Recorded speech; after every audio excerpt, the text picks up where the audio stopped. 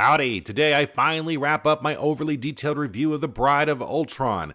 To get you caught up, check out my original 3-part review of the overall story arc, then my subplot reviews on the Beast, Wonder Man, and the Vision. Come on back because today I'm going to close this all out by taking a look at Yellowjacket and the interactions between Iron Man and Captain America. Yowza!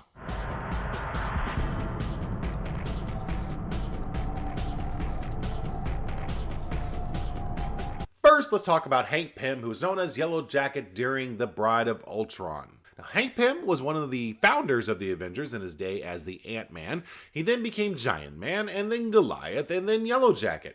But it was when he became Yellowjacket that we started getting a little bit of a glimpse of emotional instability amongst Mr. Pym. Now, you see, when he became the Yellowjacket, it was under the influence of some gases that came from some beakers that fell off of his table in his lab. Not really much more was said about that until we get to The Bride of Ultron, and specifically in issue 161, Beware the Ant-Man. Now, as I said in my overall review of the story, Ultron erased Hank's memories to back when he was just starting out being Ant-Man. He didn't remember his time with the Avengers, nor even the fact that he was married to Janet Van Dyne, and really, you take a look at the Wasp and you go, how do you forget something like that? She's a cutie. Yes, I know she's a fictional character. Despite even being under a subliminal recall inducer, he still wasn't able to remember who he was. What exactly was a subliminal recall inducer? Look at this panel. Look at how he appears to be in a lot of pain. What is subliminal about this recall inducer? Even when Ultron attacked the Wasp and the rest of the Avengers, Hank was unable to act until everyone else was defeated. By the end of the issue, when they've already defeated Ultron, or actually Ultron flew away, he still didn't remember who he was and was acting like a crazy man. Now, what's odd is the next time we see Hank Pym, he's in his Yellowjacket uniform, helping Tony Stark and the Black Panther and the Beast study Wonder Man. Now, this was all in Avengers 164 to Fall by Treachery. There's no word on why he's there or how it is that he has his memories back. The only thing we know about is Iron Man did mention in one panel in the previous issue, issue 163, The Demigod Must Die. Iron Man mentions that Hank's memory treatments are going well and that he may return to the mansion soon. But then all of a sudden he's here. We do see, however, in this issue that he has souped up his powers. So instead of having the disruptor gun that he used to use as Yellowjacket, he is now incorporated into his wings of his costume. And it is really a cool effect whenever he does fire the blast, because the entire wings kind of glow apart and it zaps out through his arms. I love that look. I thought it was awesome. The end result of all of this, that the seeds were planted here for when in the future Hank Pym has more nervous breakdowns, which culminated in him striking out at the Wasp and then trying to stage an event where he looks like the hero in front of the other Avengers, and it all falls apart and he ultimately gets court-martialed by the Avengers and even goes to jail. I gotta tell you, I hated that story arc. I hated what they did with the character. I hated the fact that he actually hit the Wasp. Now, we find out from Jim Shooter later in years that this was not supposed to happen, that Jim Shooter actually wrote that it was supposed to be an accidental striking, but the artist at the time, Bob Hall, read it wrong and actually showed him physically striking the Wasp. Going back, the Bride of Ultron storyline, again, just to emphasize how important the storyline was, those seeds for mental issues with Hank basically started here. Maybe they sprouted here. Maybe they actually started back when he became Yellowjacket and he had those gases muck up his mind. That may have been the actual seeds, but the sprouting, the growth, started in Bride of Ultron and then became fully formed plant when he was court-martialed and all that happened. Now let's comment a little bit briefly on the interaction between Captain America and Iron Man during the Bride of Ultron. Now, as everybody knows, one of the most infamous, famous, successful events Marvel has had in recent years was a Civil War, which actually pitched Iron Man versus Captain America in a battle of the civil rights, the Superhuman Civil Rights Act. But this conflict, I think, started right here in this Bride of Ultron storyline.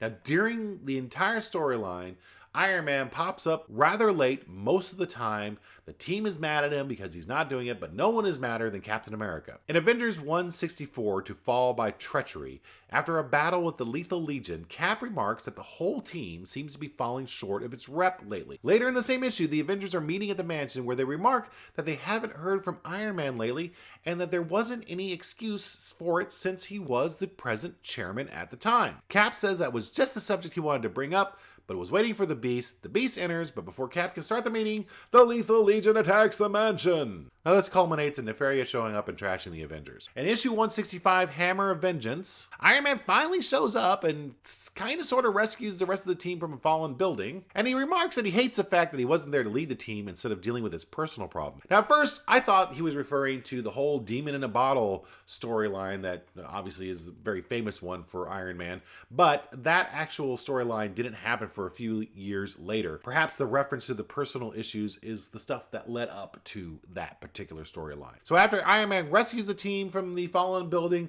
he states that it's his turn to take a stab at Nefaria. Now Yellowjacket objects, saying that this is a team, in which Captain America says, "Is he Yellowjacket?